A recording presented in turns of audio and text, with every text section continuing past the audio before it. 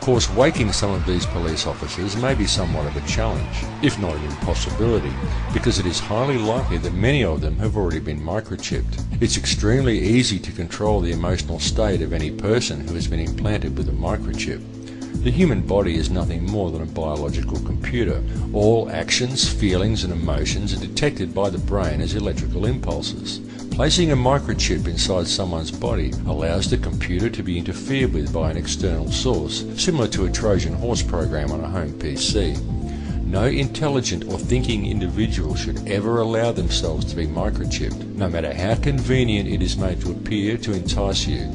To allow yourself to be chipped is to place your life and your very thoughts and your emotions into the hands of another person whom you do not know. And this is not science fiction, this is actual fact. In recent decades, experiments with microchips were carried out on animals with great success. Scientists were easily able to invoke extremes of emotion ranging from extreme contentment to violent anger, in this cat for example, with a simple change of frequency. This technology to control emotions does exist. It is not some fantasy, and it is very likely that it is due to such technology that we are recently witnessing such wanton aggression from police officers whose actual job it is to protect and serve, rather than to harass and intimidate such as they appear to be concentrating on now. It must be clearly understood that there are only two emotions, love and fear. All other emotions stem from these two base emotions. Love is a much faster vibration than fear, and love has been proven to actually physically affect human DNA and allow more centers for coding. This is what makes true evolution possible, and it is this knowledge the elite desperately want to keep from the hands of the people, because people who live in love evolve to a higher consciousness and awareness, and power over them is lost. So the 64 possibilities of codes that we call the human genetic code, and of these 64 possibilities, it appears that only 20 of these codes are turned on right now for us, the 20 amino acids. Well, researchers have been able to show us, and this is a pretty amazing thing to say. What has been discovered is this, is that there is a switch that turns off and turns on where those coding sites lie, and that the switch for that turning off and turning on is what we call emotion. And this is the first time that we've ever seen the patterns of emotion directly physically linked to human genetic material. Emotion, the long wave, the long red wave of emotion, wherever this wave of emotion touches, where it crosses this double helix, is what determines where the site is that code will either be turned off or turned on. You and I are primarily capable of only two emotions, many derivatives of those emotions, and two primary emotions, fear and love. Well, fear is a long, slow wave of emotion. So this wave of fear is a long, slow wave and touches relatively few sites on this DNA. So an individual living in fear is limited to the number of antennae that they have available to them.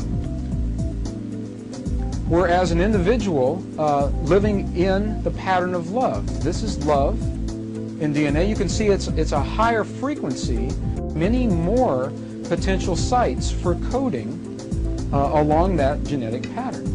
This information, this is amazing. This is the first time we've ever had a hard digital link between emotion and genetics. And what we're saying is this, that the way you interpret and perceive emotion in your lives directly, linearly affects and determines how your body responds genetically.